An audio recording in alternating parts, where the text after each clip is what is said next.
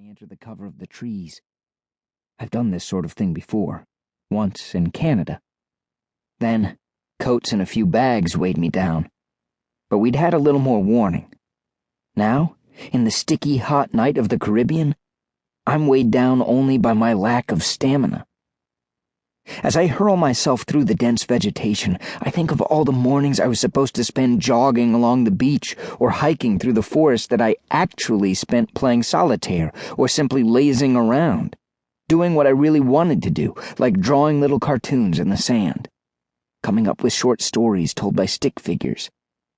Ray always said I shouldn't actually write anything down, that any journal or notes I wrote could be found and used as proof of who I am. But writing and drawing in the sand was temporary. When the tide came in, my stories were gone. Even just doing that caused me to work up a sweat in this damned climate. And I'd return to Ray, pretending to be exhausted. He'd comment on the timing of my imaginary run and then treat me to a rich lunch as a reward. Ray is a taskmaster when it comes to doling out things to do. But his lungs are bad, and he always trusted that I was doing the training he told me to do. He had no reason not to, no reason to think I wouldn't take our situation seriously. It wasn't just the avoidance of having to work my ass off in the heat that kept me from training. It was the monotony of it all that I hated. Run, lift, stretch, aim, repeat, day in and day out. Plus, we're living out in the middle of nowhere. Our island isn't even on any maps. I never thought the Moogs would ever find us. Now, I'm afraid that's coming back to haunt me. I wheeze as I run. I'm totally unprepared for this attack. Those mornings lazing around the beach are going to get me killed. It doesn't take long before there's a stitch in my side, so sore that I think it's possible I've burst some kind of internal organ. I'm out of breath, and the humid air feels like it's trying to smother me. My hands grasp onto low-hanging branches as I half-pull my way through thick green foliage, the bottoms of my feet scraping against fallen limbs and razor-sharp shells. Within a few minutes, the canopy above me is so dense that only pinpricks of the moonlight shine through. The jungle has given way to a full-blown rainforest. I'm alone in the dark in a rainforest, with alien monsters chasing after me. I pause, panting and holding my side.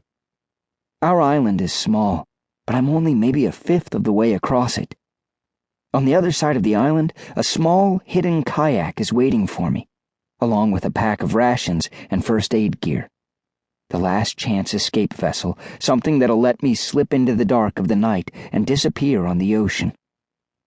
But that seems so far away now, with my lungs screaming at me and my bare feet bleeding. I lean against a tree, trying to catch my breath. Something skitters across the forest floor a few feet away from me, and I jump. But it's only one of the little green lizards that overrun the island. Still, my heart pounds. My head is dizzy. The Mogadorians are here. I'm going to die. I can't imagine what Ray is doing back at the shack. How many Moogs are here? How many can he take on? I hope I'm right, and it's just a single scout. I realize I haven't heard any gunshots. Is that a good sign? Or does it mean the bastards got to him before he was able to fire off a single round? Keep going, I tell myself, and then start out again. My calves are burning, and my lungs feel like they're about to split open every time I inhale. I stumble, hitting the ground hard and knocking what little breath I had out of me. Somewhere behind me, I can hear movement in the trees. I glance around. Without a clear view of the sky, I can't even tell which direction I'm going anymore. I'm totally screwed. I have to do something. I abandon the plan to cross the island. I'm in no shape to do so. For a moment, I think of burrowing down into the brush, maybe finding something to hide in until I can slip through the forest.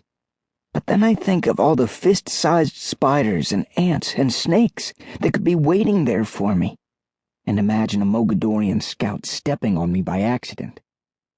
So I head up instead, gathering